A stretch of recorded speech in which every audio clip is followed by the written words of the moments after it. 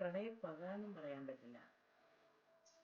മനസ്സിൻ്റെ കോണിൽ എവിടെയോ അവരുടെ ബന്ധുക്കൾ ഉണ്ടാക്കി വെച്ചിട്ടുള്ള മറ്റേതോ തരത്തിലുള്ള അന്ധവിശ്വാസവും കൂടിച്ചേർന്ന് എനിക്കിതിനേക്കാൾ നല്ലത് മറ്റേ എൻഗേജ്മെൻറ്റ് കഴിഞ്ഞിട്ടുള്ള ആർമിയിൽ ജോലി ചെയ്യുന്ന ആളാണ് എന്നുള്ളൊരു വിചാരം വരികയും സ്വന്തം ഈ ആർത്തി തൻകാര്യം നേടാൻ എന്തും നേടാനുള്ള ഒരു ആർത്തിയുള്ള മനുഷ്യർക്ക് ക്രൂരത ഒരു വലിയൊരു പ്രശ്നമാകാറില്ല.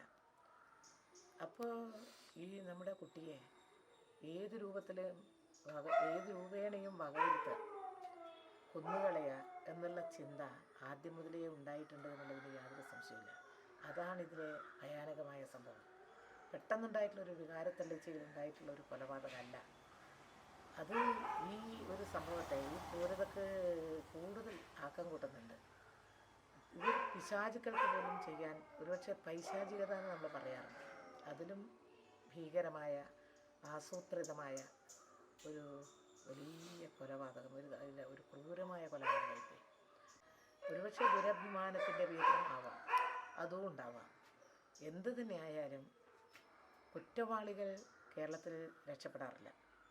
അത് ഈ അടുത്ത കാലത്ത് ഞങ്ങളൊക്കെ കണ്ടിട്ടുള്ള ഏറ്റവും വലിയ കാര്യം എന്ന് പറയുന്നത് അതിലൊരു ആശ്വാസം തോന്നുന്നത് കുറ്റവാളികൾക്ക് ശിക്ഷയുണ്ട്.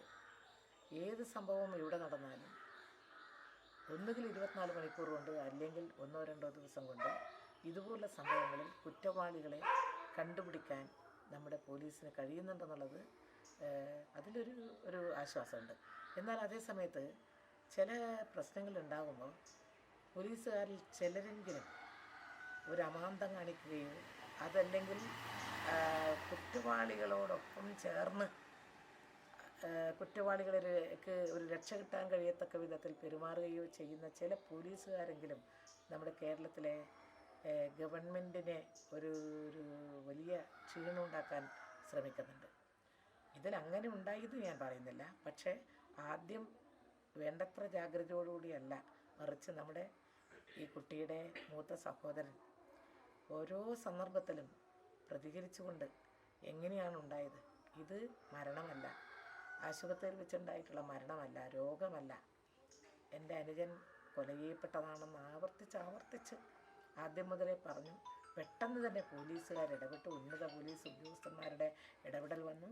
പിന്നെ വേറെ ഒന്നും നോക്കേണ്ടി വന്നില്ല. കുറ്റവാളികൾ വളരെ പെട്ടെന്ന് അകത്തായി എന്നുള്ളതാണ്. ഒരു പെൺകുട്ടിയാണ് ഇതിൻ്റെ പിന്നിൽ എന്ന് അറിഞ്ഞപ്പോൾ കേരളം നടുങ്ങി. എല്ലാവരും ശരിക്കും പറഞ്ഞാൽ വളരെ വിഷമിച്ച് പോയിട്ടുണ്ട്. പക്ഷേ എന്തായാലും കുറ്റവാളികൾക്ക് രക്ഷ കിട്ടില്ല. അവർ അകത്തായി. ആരായാലും എത്ര പേരുണ്ടായാലും അവരകത്താകുക തന്നെ ചെയ്യും. ഇനിയെങ്കിലും കേരളത്തിൽ ഇതുപോലത്തെ അങ്ങേയറ്റത്തെ ക്രൂരമായ നെറികെട്ട ഈ തരത്തിലുള്ള പ്രണയപ്പകയുടെ പേരിലോ അല്ലെങ്കിൽ പ്രണയത്തിൻ്റെ പേരിൽ ഒരാളെ ഒഴിവാക്കാൻ വേണ്ടി ഈ രൂപത്തിൽ കൊല ചെയ്യുന്ന, മനുഷ്യനെ ഇല്ലാതാക്കുന്ന ഇത്തരത്തിലുള്ള സംഭവങ്ങൾ ഇനിയെങ്കിലും കേരളത്തിൽ ആവർത്തിക്കാതിരിക്കാൻ മനുഷ്യർ ശ്രദ്ധിക്കണം. മനുഷ്യൻ്റെ മനസ്സൊന്ന് മാറേണ്ടതുണ്ട്. സ്ത്രീകളോടുള്ള മനുഷ്യരുടെ മനസ്സ് മാറ്റേണ്ടതുണ്ട്.